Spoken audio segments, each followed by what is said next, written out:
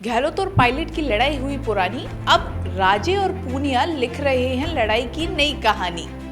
जी हाँ, बिल्कुल सही सुना। राजस्थान में जो बहुत पुरानी लड़ाई चली आ रही है, गुटबाजी चली आ रही है, सचिन पायलट और अशोक गहलोत की, अब उनकी बातें पुरानी हो चुकी है। लेकिन इन दिनों सियासी गलियारों में कुछ और ही चर्चा है। नमस्कार, मैं हूँ छवि अवस्थी और आपने देखना शुरू कर दिया है द एंगल। जी हाँ, आपने बिल्कुल सही सुना। हम बात कर रहे हैं वसुंधरा राजे, जो कि पूर्व मुख्यमंत्री है, भाजपा की कद्दावर नेता है, और सतीश पूनिया की, जो कि बीजेपी के प्रदेश अध्यक्ष है। अब उन दोनों का आपसी तालमेल कितना बिगड़ा हुआ है ये तो सभी जानते हैं, क्योंकि जिस तरह का माहौल बना हुआ है बीजेपी में, क्योंकि दो गुटों में बटी हुई नजर आती है, या फिर कहीं कई गुटों में बटी हुई बीजेपी नजर आ रही है इन दिनों, जिसमें खासकर वसुंधरा राजे ने खुद को पूरी तरह से साइडलाइन किया हुआ है। वहीं जब भी वसुंधरा राजे एंट्री की कोशिश करती है तो सतीश पूनिया गुट उन पर हावी होने की कोशिश करता है। अब इसी का नतीजा है कि जो आलाकमान है वो नहीं चाहता कि आने वाले जो 4 सीटों पर उपचुनाव होने हैं उन पर कहीं से भी बीजेपी की एक गुटबाजी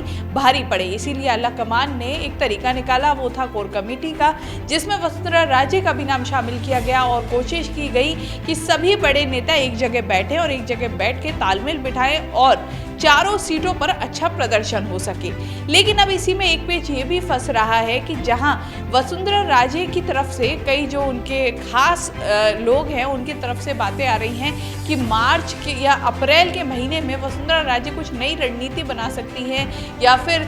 जो भ्रमण है उस पर निकल सकती है, दौरा कर सकती है, क्योंकि दौरा और वसुंधरा राजे का पुराना नाता रहा है। वसुंधरा राजे ने हर जब भी चुनाव हुए हैं उससे पहले कोई ना कोई यात्रा जरूर निकाली है जो प्रदेश भर में गई हैं। ऐसे में जो भीड़ उनके साथ जुड़ती है उसके साफ तौर पर उसके जरिए एक शक्ति प्रदर्शन करने की कोशिश की जाती है वसुंधरा राजे की तरफ से। वहीं इस बार सतीश पूनिया कहीं से भी ऐसा कोई मौका नहीं छोड़ना चाहते हैं जिससे कि वसुंधरा राजे आने वाले समय में मुख्यमंत्री पद के लिए ताल ठोक सकें। अब ऐसे में सतीश पूनिया ने भी चारों तरफ अपने जितने भी कह सकते हैं कि जो सैनिक हैं वो खड़े कर दिए हैं, और यही कारण है कि अब सतीश पूनिया खुद भी फील्ड पर पहले से ज़्यादा सक्रिय नजर आ रहे हैं। हालांकि पहले भी कई बार जिस तरह की रैलियां होती हैं या खुद सतीश पूनिया सक्रिय रहे हैं, लेकिन इन दिनों सतीश पूनिया बहुत ज़्यादा सक्रिय नजर आ रहे हैं। चाहे वो सामोद हो, चाहे वो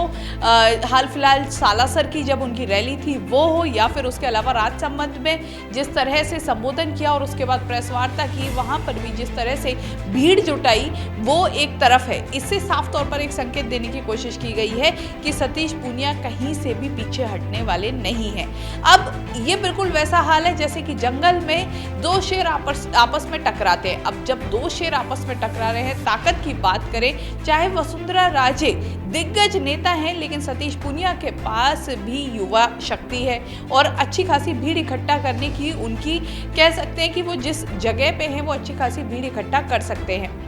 अब ऐसे में देखना होगा कि जो ये बीजेपी की नई लड़ाई छिड़ी है, हालांकि लड़ाई पुरानी है लेकिन नई तरीके से जिस तरह अब सामने आने लगी है वो कहां तक जाती है और किस तरह बीजेपी के जो आला कमान है वो इस पर नियंत्रण लगा पाते हैं, क्योंकि अगर ऐसा नहीं होता है तो इसका खामियाजा भी वैसे ही भुगतना पड़ेगा जैसे कि कांग्रेस ने भुगता था जब सचिन पायलट और सीएम अशोक गहलोत के बीच छोटा मनमुटाव था, लेकिन वो मनमुटाव बढ़ते बढ़ते एक बड़ी खाई बन गया और वो खाई इतनी बड़ी बनी थी कि एक बार तो सरकार उसमें गिरने वाली थी, लेकिन मुख्यमंत्री अशोक गहलोत की सूझबूझ ने उन्हें बचा लिया। अब ऐसे में देखना होगा कि ये जो एक छोटी सी लड़ाई शुरू हुई थी सतीश पूनिया और वसुंधरा राजे के वर्चस्व के बीच, अब ये कहीं फिर से वैसी खाई का रूप ना ले ले जिससे कि बीजेपी की आने वाली जो प्लानिंग है या फिर आने वाली जो रणनीति है वो उसमें समा जाए। अब इसी के लिए कोशिश ये भी की जा रही है कि दोनों को समझाया जाए, दोनों को किसी न किसी तरीके से,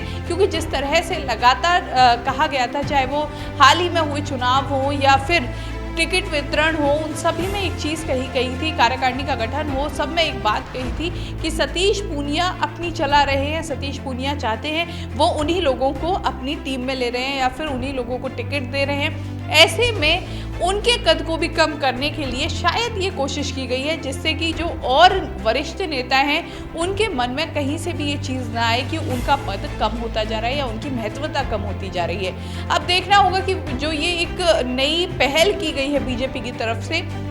कितनी सफल हो पाती है और क्या महारानी इससे पूरी तरह से सहमत हो पाती हैं, क्योंकि वसुंधरा राजे का जिस तरह से ट्रैक रिकॉर्ड रहा है पुराना, वसुंधरा राजे एक अलग किस्म की नेता है। वसुंधरा राजे अपने अनुसार चलती हैं, ना ही वो कभी चाहे वो आला कमान हो या फिर कोई और, वसुंधरा राजे एक प्रॉपर लॉबिंग के साथ चलती हैं और एक प्रॉपर रणनीति के साथ चलती हैं। तो ऐसे में जिस तरह से वसुंधरा राजे शांत बैठी हैं, एक बात ये भी कही जा रही है सियासी गलियारों में कि ये शांति तूफान से पहले की शांति है। तो अब देखना होगा कि वो तूफान जब आता है तो उसमें कौन कौन उड़ता है, और वो जब तूफान आता है तो क्या वास्तव में उस तूफान के साथ वसुंधरा राजे की दमदार वापसी होती है। तो कह सकते हैं कि आने वाले समय में अब बीजेपी में भी काफ़ी कुछ नया, काफ़ी कुछ एक रोमांचक भी देखने को मिल सकता है, क्योंकि राजनीति में, सियासी गलियारों में इस तरह की जब चर्चाएं होती हैं तो वो अपने आप में एक रोमांच भर देती है। क्योंकि कहीं ना कहीं जिस तरह से कांग्रेस की खबरें,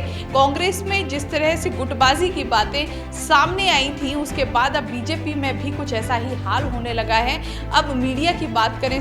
जो भी अगर सियासी गलियारों की बात करें, तो अब एक नई जो गुटबाजी है उस पर भी काफ़ी कुछ चर्चाएं होने लगी हैं। वो है सतीश पूनिया और वसुंधरा राजे की, जो कि अब खुलकर सामने आ रही है। अब कोशिश की जा रही है उसे ढकने की, लेकिन देखना होगा कि कितना कामयाब हो पाता है बीजेपी का आला कमान। इस तरह की खबरों के लिए द एंगल देखते रहिए। चैनल को जरूर सब्सक्राइब कीजिए। वीडियो पसंद आए तो शेयर करना ना भूलें। नमस्कार।